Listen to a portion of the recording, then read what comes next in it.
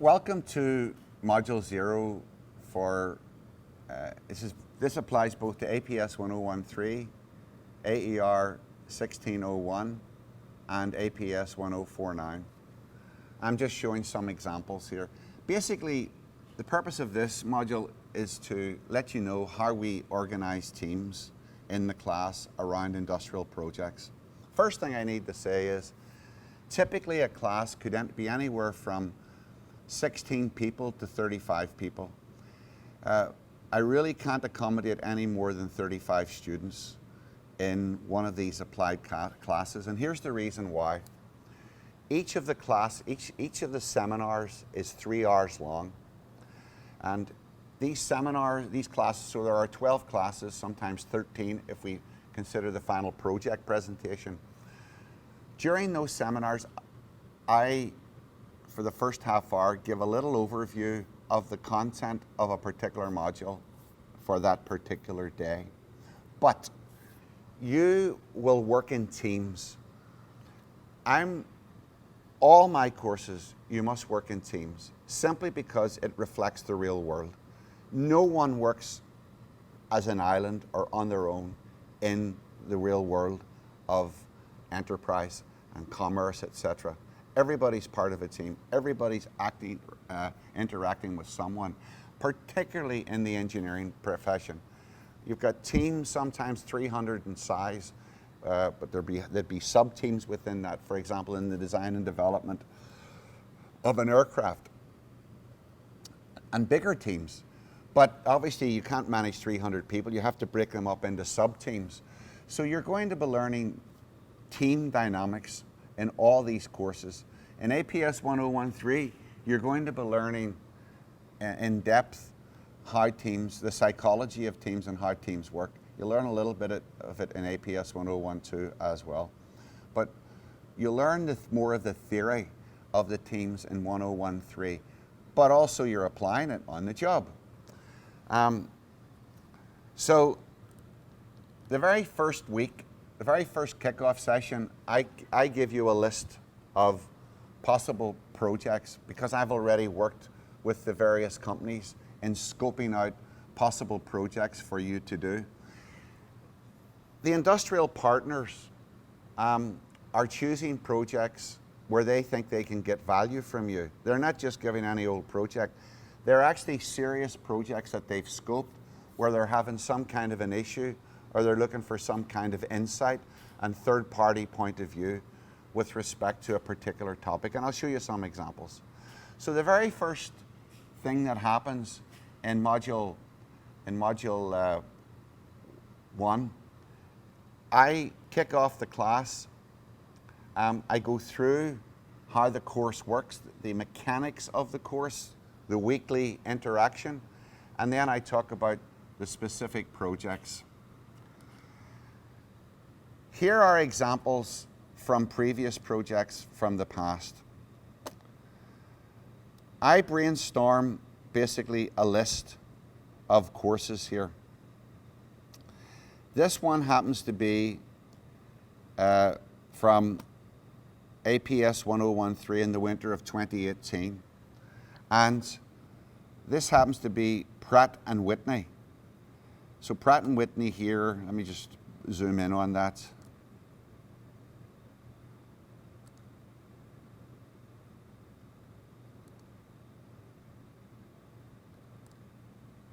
So Pratt & Whitney, that was one of the I would probably put them with in aerospace now, because they were very aerospace related. So this was the first level 1 brainstorming with their people of what they wanted. They were looking for mechanisms to launch ideas to go public, how to collate and arrange responses. In other words, to also get innovation ideas. This was the course, how to retain intellectual property, how to formulate challenging statements and get input from the public. So this was the whole open innovation concept. How to overcome internal barriers, etc., to innovation. So what they were having a problem of getting new ideas brought to them, both internally and externally. I'll go through more of this in depth. I'm going to show you an example of team charter and an example of interim project reports, etc. And then I'll also have another, in Module 12 of APS 1013, I'll be showing you an example of a final project presentation, which applies to the final project presentations of 1049 and AER 1601. Going to be the same approach, but the content, of course, is very different. So this is the initial brainstorming. And this one here, as I'm just showing you this for a fact, at that time when I first put this scope together in the kickoff, this company, Samco Machinery Industrial Equipment, did not have their scoping done. They hadn't. You'll see in a second it catches up. But this is how the course builds up. Sometimes they get back to me late. What you have to understand is, just because you're in the class, they're not there to cater to you. I'm sometimes begging them to get on board with this course. I'm just telling you the truth. So they're not there to cater to you. Some of them are wondering, what am I getting out of this? Even if they've done it before. Could be a new manager in our industrial partner who has to be convinced that there's a value to this. Once you go the first day and they get the motivation going, things usually work out. I have never had a problem in the 10 years running these courses where there's been industry collaboration. There's never been an issue. But I will tell you that there's uncertainty. I don't know most of you. I've never met you before. Some of you could be odd, so could react weird. There could be a personality clash. I would suggest you do not let it happen. Make sure that you approach this with a very positive spirit, and I'm grateful. I know that you're paying serious money to the University of Toronto, but not to these industrial partners. This is purely a voluntary thing on their part, and I try my best to give them value through you, because if they don't give them value, they won't come back. And I try my best to give you a really wonderful experience that lasts, that gives you, that helps you get that first step for some of you in your careers. That's the whole purpose of this. But they don't owe you anything, and they're getting nothing other than the value that you can work on this unique situation. So it's very important that you have that attitude in your mind. I need you to be highly, highly mature in this, that when you show up to them, you're not wearing a school person's hat, that you're wearing a mature engineer's hat. You are all graduate engineers after all. Most of you are probably not licensed professional engineers, but at least you're graduates, and some of you have experience. And for those that have experience, I expect you to help lead the team and help lead these projects, etc. This was another client or company, Crystal Fountains, and I got them through George Brown College, and so far we're in our third year with them. They're located at Highway 7 and Jane Street in Toronto. And this is the scoping. You know, they're celebrating their 50th anniversary. They have 50% of their annual revenue is in R&D and innovation. And they basically wanted to find out how well they were doing with that 15% revenue. 15%, if that's a $100 million company, and that's not what they are, but if it is, 15 million is spent on R&D and what they've called innovation. Innovation is much more in R&D. But they wanted to, I remember this project, they wanted to know what they were getting for it.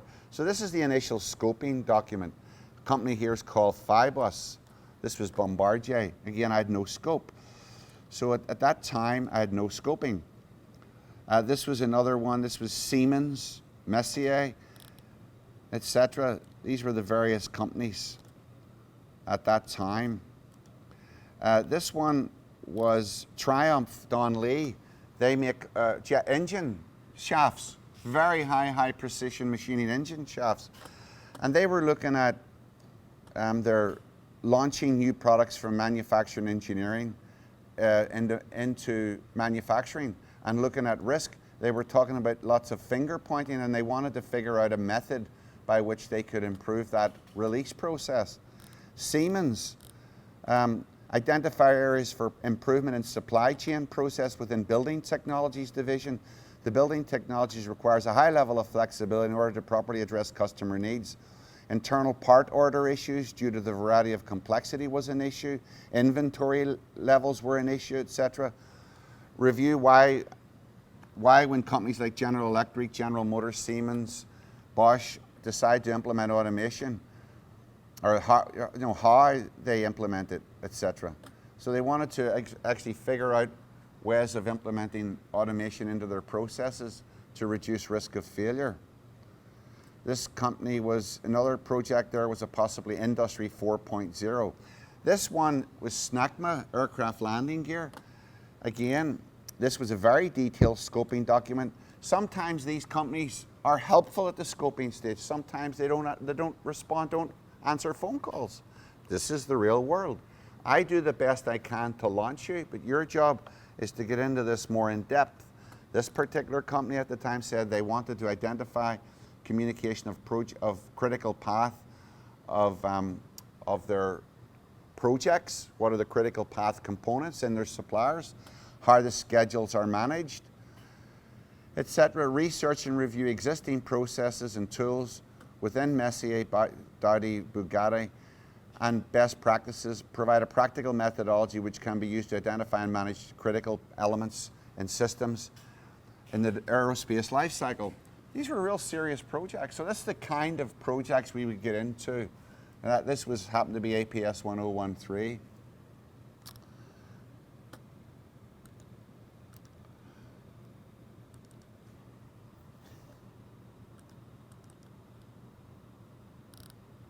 This was Bombardier, winter 2018. Inventory optimization for the Q400. Look at their order policies. Why do they have too much inventory, or why do they run out? Pratt & Whitney, solve a serious problem in the form of employee response rate and submission of ideas. This was ideas, this was the innovation, I think I mentioned it earlier, for Pratt & Whitney.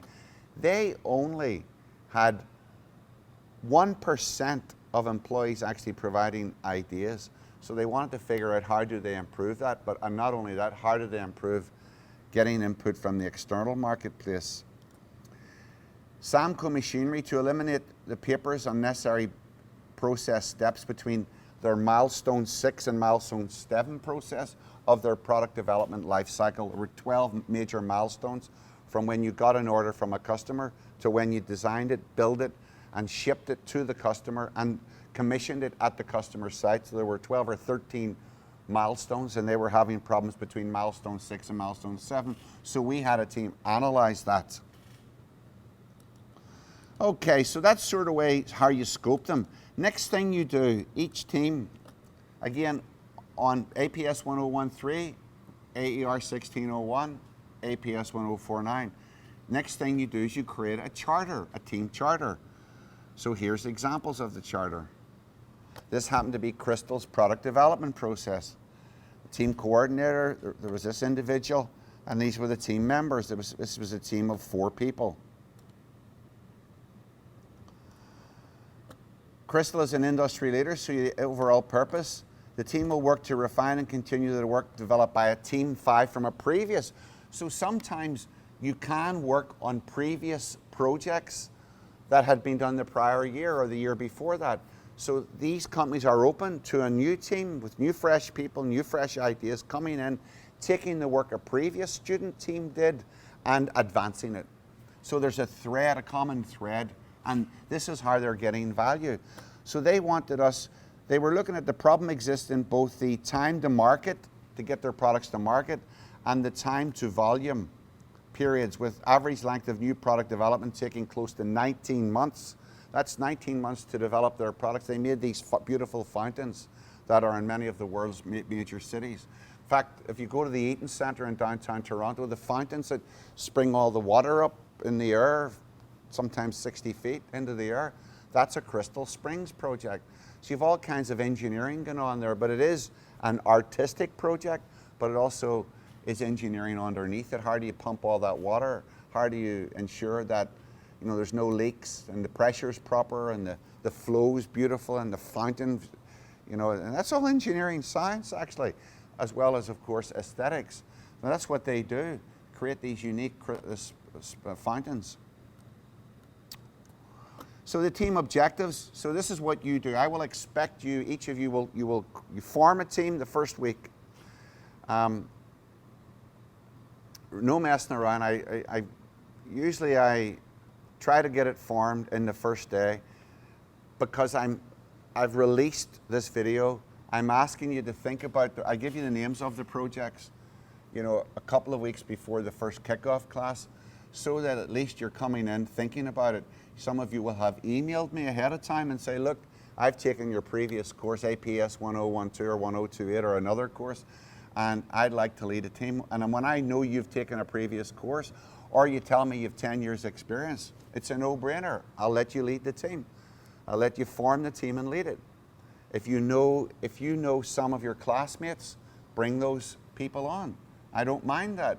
I don't mind you coming, and I will assign these projects before even the kickoff class. I do not mind doing that, because I can't have 20 students in a class and 15 saying, I only want to work for Deloitte, or I only want to work for Bombardier or de Havilland. This is all I want to do. That can't happen. So we have to go about this in a very mature way. So for example, if one of you gets put on the Crystal Springs team, for example, if that happens to run, but you were really wanting to get on de Havilland's team or Bombardier's team, don't worry. You're still getting exposure to that company in the class. And just because you're exposed to them doesn't mean to say you're definitely going to get hired if you happen to want a job. That's not how it works. They will take you through a rigorous interviewing process anyway. So just by stating that you were in the class and that you worked on a particular project and that you were exposed to projects from other companies, that's good. Companies will like that. So I can't accommodate everybody's desire to work for one particular industrial partner, so be cognizant of that, please. But anyway, you lay out your specific team objectives, produce recommendations, and there are examples of these in the important documents folder. Then you scope, what's in the scope and what's outside the scope. So for example, if you're focused on the milestone 7 to milestone 9 process of a product development process, then that's the scope, and outside the scope is milestone 1 to milestone 6. Obviously 6 to 7 you'll probably have to include it, and 9 till 10, the output, you'd have to include that. But you may not focus on those other areas, so you scope it so you're clear about what you're doing, and more importantly, what you're not doing, what you're going to deliver and what you're not going to deliver. So you scope it. Then I ask you to write your roles and responsibility. Who does what? Who's the project coordinator? I don't really use the word leader because it's not a hierarchy. You know, you're all equal. There's no, you don't just, because you're a coordinator doesn't mean to say you get higher grades if you're just if you're one of the team members. That doesn't correlate. You know, I look for a whole range of competencies and skills exhibited on the job with the company and in the class and in your written work. So these courses are really focused on how you engage in a real world project. I mean, remembering formulas and equations, like, forget it. That's schoolboy. That's the stuff you did in undergraduate or high school. I don't need you to do that here. I'm looking for original thought in order to solve real world problems, and working together in team and doing your individual presentations in the class. So you got responsibilities here, and then you lay out your key deliverables. This happened to be review and validation of the performance indicators, list of the key performance indicators to assess the efficacy of the product development process, list of key financial performance indicators, recommendations for the product development process based on the findings of the interface systems, limited report, somebody else. That was probably the report from the previous student team. And recommendations to shorten the time from investment to profitable launch products. And then the other thing I ask you to do is to lay a table of contents. This is right up front. This is by week 3. That charter does not have to be developed until week 3, at the latest week 4. Because sometimes you might say, look, we need to visit the company. And I'll pretty much let you visit the company before you firm up your charter. Because sometimes, you know, they can give you a scoping document, you can talk to them by phone, but until you actually visit them, sometimes you really don't know what the scope and what the charter looks like. But a team charter lays out your work for the next 8 weeks. 8 to 9 weeks. So this one is in theirs they had an executive summary. They provided a literature review. They had conclusions and a bibliography, etc. I didn't particularly like this table of contents, by the way, and I'll tell you why in the class. But typically a table of contents should be, you should have an executive summary. Then you should have an introduction on the project itself, set the project in historical context, what you're trying to do. Then you have your objectives and the approach you took in order to achieve those objectives. Then you have your findings. What did you find as you did your research on the job? Problem solving. Then you make conclusions. You conclude a synthesis from what you find about the issues. And what are the 4 or 5 issues after all this research that you've done? Then you come up with recommendations, which is your problem solving. That's the true creative. So the creative work in any engagement is the conclusion of what the issues are and what the real root causes are, etc. And then your other creative is coming up with solutions to solve those problems. And then a way forward, which is what you expect your industrial partner or client to do in order to implement those solutions. The only way you'll implement the solutions is to get a job with them. Summer placement, winter, whatever it happens to be, you get a placement, that's the only way. And many students have done it. They've worked on implementing some of these solutions. And maybe many students have become employees of these organizations. That's a fact. Okay. Let's look at another one.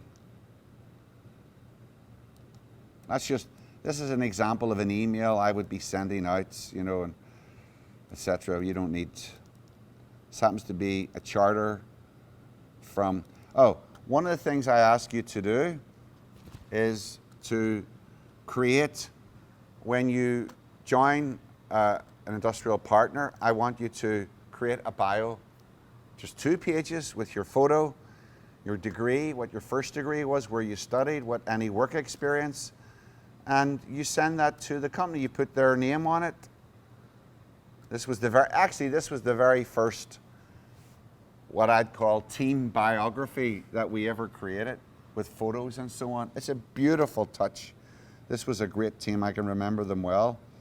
And this guy talks about his hiking and outdoor camping. This student, Ada, was from the University of Malaya in Malaysia. This fellow, he was Queen's University.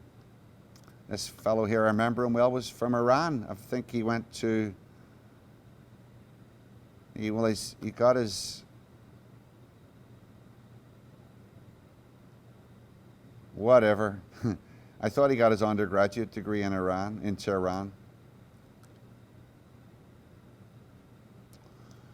And so on here. This fellow worked and lived in Saudi Arabia. So it's a nice little touch. So I asked you to do that as well. That's another part of your relationship with the industrial partners. So I'll show you one more charter. This one happened to be for Samco, and it was the purpose, to summarize the project and its purpose, key deliverables to define, it was for paperless assembly, etc. So create a purpose. Now, what they did wrong here, I remember I changed this. Their description of this was the purpose of a charter. And that's not what you're supposed to write here. You're supposed to write here the description of what of this paperless assembly process. How to use a paper, no paper when it came to the assembly process, to evaluate the current manufacturing process and re-engineer it into digital form with multiple solutions. So the scope, provide recommendations to digitize solutions, do a cost-benefit analysis, determine the flow and prioritization of each coded folder, etc. Key deliverables. The project charter was a deliverable, the project presentation, and then a final report. This was the value to the client, better tracking of parts. scalability of digital systems versus paper-based systems, how to save time by reducing paperwork and so on. And then they had their key deliverables and the major events. So that this was the dates. They had the problem identification. They finalized their charter. They provided a timeline, the best practice solutions, decided on digitized solutions, final documentation. So this is the deliverables that they would deliver to the class and to the course, to me. So then they created that's their milestones. Then they created a role and responsibility, who did what in the team. Now what they failed to do in this one was provide a project table of contents, and I expect that to be done. So you begin with the end in mind. All right, next thing, that's the team charters. Now each week, probably after week 3, week 4, when you first visit the company, you come back and you give me a project update. So here are examples of project updates. This happened to be for Pratt & Whitney. So this one is open innovation research. So in this presentation, they describe, well, what is open innovation? This is what Pratt & Whitney want. What is it? What does it mean?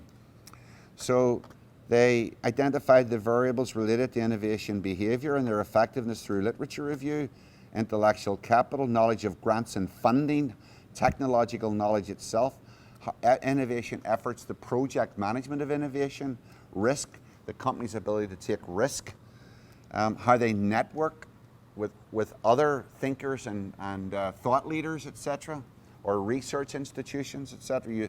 For example, an aerospace company lining with the University of Toronto research departments in engineering for a particular application, and innovation protection. And then they talked about experimental information.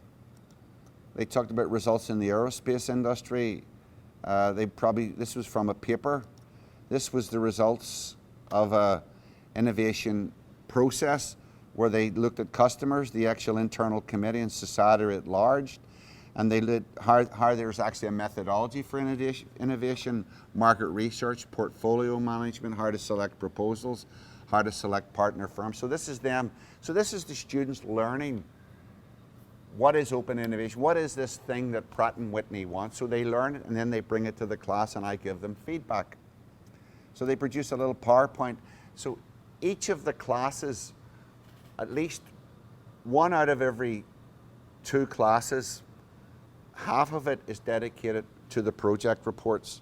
So half of it is you actually delivering a presentation on the module content, and half of it would be the teams giving me an update on your progress, and I give you feedback. First step approach, advancing open innovation at NASA. So I can tell this was a presentation at the early stages of that project where they were looking to help Pratt & Whitney foster an open innovation culture. Let's look at Samco. I just happened to choose these 2 examples. Paperless project team. This happened to be in March. So this is quite well into the project because I know that this is a winter project which would have kicked off around about January the 9th. So this particular one maybe is the 3rd or 4th update. So they're getting close to the end here. So this is where they're looking at the actual product development process. Again, this is a student presentation, and this is the actual product development process, and they're talking about their scope. See, these are all I actually happen to be a designer of this whole system, so I know it inside out at Samco, but they're having issues here. So they have maybe 160 employees, 180 employees using this, and people's time is valuable and money, and so they're probably having issues they were having issues with the time it was taking to do the transition from M6 to M7. This happened to be the real life person who ran that particular process. That's her. And this is the M6 to M7 and how this was the real focus. 100 drawings a day that she's working on, has to process and verify them. And they looked at this thing called Autodesk vault system. So this is the Autodesk. So they're suggesting that as a possible solution. Key findings and problem solving, solutions and recommendation. So that's an update. It's only 6 slides, but that's a classic update on the course. So I'm not looking for, obviously, if there's 6 teams, that's the maximum. You know, we can only accommodate maybe 10 minutes per team. That's a solid hour, but there's 5 minutes, you know, at least for giving you feedback. So the classes are limited in size also because of the size of the team to give you time in the class to present. Okay, so that's that. So that's team progress, team charter, and how teams are formed. And teams are formed, again, there's no science to it. You just get people volunteering. I'll join you. I'll join that team. I like that topic. And then I just shut off when there's 4 or 5 students. I say, that's it. Team's done. If there's only maybe 15 in the class, I might allow a team of 2 or 3. I could allow that if possible.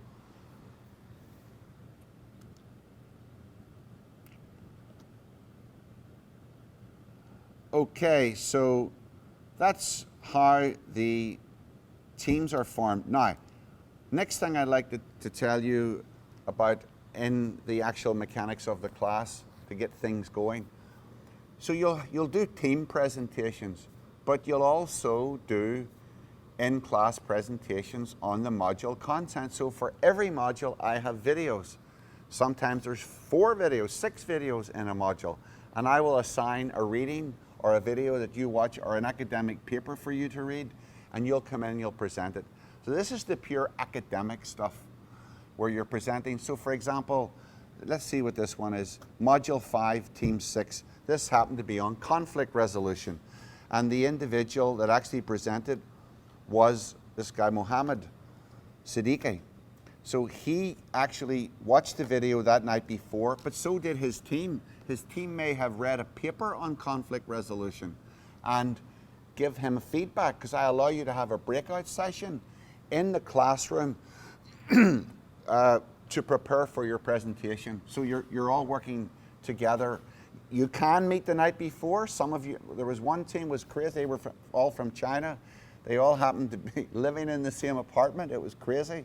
And they prepared their work the night before. So they came into the class and they didn't need to have a conversation in the class. But I've got time in the class for you to work with your teammates to show if you're presenting, there might be 2 of you presents, no more than 2 per team. So if there's 3 teams, I'll allow 2 people per team to present. If there's 6 teams, it will be 1 person per team, because you've only 10 or 15 minutes to present. But you're working with your team members. They're giving you input from their reading, and I'm looking for that, and they'll incorporate that in your slides. So you have about a half an hour to a maximum of 40 minutes in the class to prepare your presentations. So this happened to be conflict resolution, and this was this student's contribution that day, and I would grade him on it. So he talked about the various types of conflict, leadership, work style, personality clashes, you know, and he went and gave some theory, how we resolved the conflict and the tactics, mediation, arbitration, negotiation. That's the theory you're going to learn in that particular module. So these students are given a set of questions to answer, 1 or 2 questions from a whole list from the week before. They watch the videos, they read an academic paper, they come back to the class a week later, they discuss it, and then they prepare this presentation. Now, my advice is the people who are designated as presenting in a particular class the next week, they should at least have at least 70% of their slides complete, and then they will get input in the class from their colleagues on other knowledge that should be added. So you're graded as an individual when you're standing at the front and you're delivering this, but I also give you a grade for your team. And that's my own subjective and based on tons of years of experience working with hundreds of teams, maybe even thousands of people most definitely with hundreds and hundreds of teams. So I'm able to assess how you work well as a team, who's performing, who's actually, you know, delivering. I'm able to tell those things by watching you and interact with one another and in the class. But I don't want you to force it either. Don't pretend to be interacting with one another. That won't wash. So this was about 10 slides. Group process and conflict and systems development. This was an academic paper from Roby, Faro, and Franz. And they were talking about cognitive and occupational differences, how people think in different occupations. The model of conflict. Conflict was a big subject because, of course, conflict can be two people in an office not getting along well, or two engineers, one from HVAC in a building and the other from the structural department, and not getting on well and big clash. Or it can be war. It can be the Iran-Iraq. It can be massive. It can be the Palestinian-Israel conflict in Northern Ireland, where I'm from. It was a whole 30 years of serious conflict built on 800 years of previous conflict. So conflict can be just about any level and any size. It's a big field. But the methodologies that one uses, believe it or not, for solving an office conflict or solving a major war are actually similar in terms of open discussion and what's in it for me, and try to see the other people's point of view and try to come up with something common that satisfies both sides. Not easy, but much more easy in the workplace, of course, where you're bounded by various rules, etc. And if you sort of way don't engage with those, obviously you get let go. But when it comes to country conflict, you don't let countries go. What they often do is try to destroy them economically by putting sanctions and so on. So those are all part of conflict resolution. These are the tactics of conflict resolution. Like putting sanctions, a big country putting sanctions on a small country in order to get that small country to do the bidding of the big country. I mean, there are a very vast range of conflicts that we see all around us. But that's one of the topics that happened to be in that particular course. So I'll just look at one more and that'll be it. Weekly presentation mod 2. Let's see what that topic was. Okay, so this particular one was for APS 1013, and it happened to be on the applied innovation methodology. So they were proving to me they understood the actual methodology, the 17-step process that's in my book. And they went through it all. How does a team start? How do they do some experimentation? They had a primer. Primer's not quite an academic paper, but it's called Operations and Innovation Management. So they covered that. And that's what they covered in that particular presentation. So I'm only showing you those to let you know that that's how we cover the content of these various modules week to week. And you do it in a team working environment, but only one person, maximum of 2 per team, depending on the number of teams presents. Okay, thank you very much.